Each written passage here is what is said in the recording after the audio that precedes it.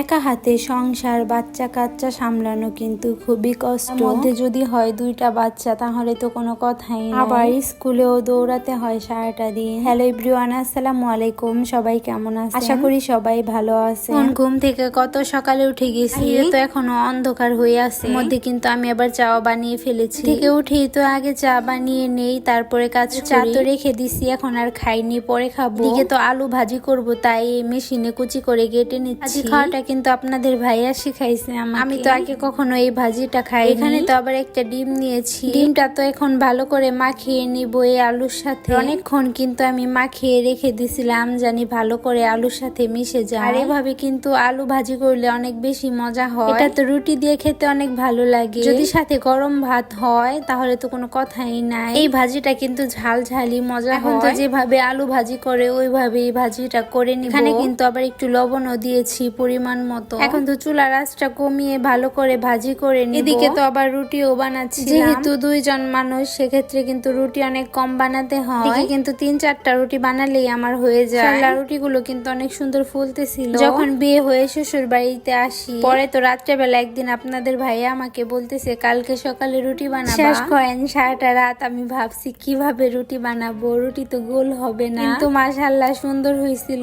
আর আস্তে আস্তে কিন্তু সব শিখে গেছি। এদিকে তো রুটি বানানো শেষ করে আবার ডাল বসিয়ে দিয়েছি চুলায়, ডাল রান্না করব। আগে তো আমি ডালটা ভালো করে সিদ্ধ করে নিছি, এখন তো ঘুটে নিতেছিলাম। পাতলা ডালটা কিন্তু আমার অনেক পছন্দ। এদিকে তো আবার সাফার খিচুড়ি রান্না করতেছি, ওটাই আমি ম্যাশ করে নিচ্ছি। আগে তো ব্লেন্ডারে ব্লেন্ড করে দিতাম, এখন তো আর সেটা করি না। আর এদিকে তো ডালটাও হয়ে গেছে, ডালটা এখন বাগার দিব। আর এদিকে তো আমি ভালো করে সব রেডি করে নিচ্ছিলাম বাগারে। আর আমার হাতে ডাল রান্নাটা কিন্তু অনেক মজা হয়। আমি তো বেশি পাতলাও করি না, একেবারে ঘনও করি না, মিডিয়াম ভাবে রান্না করি। এদিকে তো রান্না করার আগে গরুর মাংস বের করে নিছিলাম, কিন্তু এখনো ছুটতেছে না, তাই তো আমি পানি দিয়ে ছুটিয়ে নিতেছিলাম। গরুর মাংস কিন্তু সহজে ছুটে না, অনেক সময় লাগে।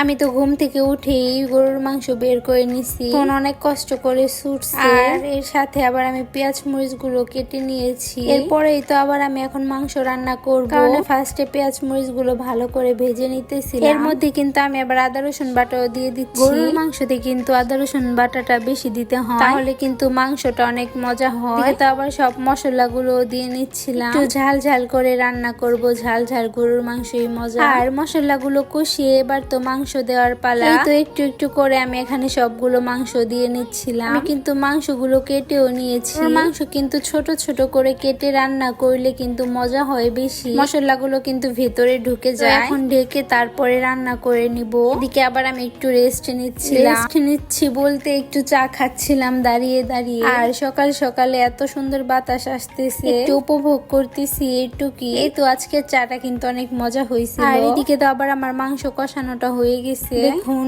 তেল উঠে গেছে আর লেগে লেগেও যাচ্ছিল। এরপরে তো আবার আমি কিছু আলু দিয়ে দিলাম এখানে। গরুর মাংসতে তো আলু দিতেই হবে। মাহিন তো আজকে বলতেছিল আম্মু গরুর মাংস রান্না অনেক মজা হয় তোমার হাতে। আগে তো সে গরুর মাংস খেতেই চাইতো না, মাশাআল্লাহ এখন সবই খায় আমার বাবা। দিকে মাংসটা কষিয়ে তারপরে ঝোল দিয়েছি, এখন রান্না করে নিব আস্তে আস্তে। এরপরে তো আবার আমি এখানে একটা ফ্রাই প্যান বসিয়ে দিয়েছি, ফ্রাই প্যানের মধ্যে তেল দিয়ে দিলাম ফার্স্টে, এরপরে আবার কিছু গরম মশলাও দিয়ে দিলাম। আর আজকে তো পোলাও রান্না করব অল্প করে। আমি তো পোলাও একদমই খেতে পারি না, গরমে আমার পোলাও একদমই পছন্দ না, তাই তো এখানে অল্প কয়টা চাল নিছি, শুধু মাহিনকে রান্না করে দেব। তো এখানে তো চাল দিয়ে ভালো করে ভেজে নিতেছিলাম তেলের সাথে। পোলাওটা কিন্তু অনেকেই পছন্দ করে না, আমার তো ভাতই ভালো লাগে পোলাওর থেকে, কিন্তু খিচুড়ি আর বিরিয়ানিটা তো অনেক মজা লাগে। খিচুড়ির তো কোনো তুলনাই হয় না। এখানে তো চালগুলো ভালো করে ভেজে এর মধ্যে আবার বেশি করে পানি দিয়ে দিলাম। বেশি বলতে যতটুকু চাল দিয়েছি তার ডাবল পানি দিয়েছি। দেখুন কত সুন্দর ঝরঝরা হয়েছে, কিন্তু পরিমাণ মতো পানি দিলে কিন্তু পোলাওটা অনেক সুন্দর হয়, বেশি নরমও হয় না বেশি শক্তও হয় না। আর এদিকে তো আবার গরুর মাংসটা রান্না করা শেষ, দেখুন কত সুন্দর কালার চলে আসছে।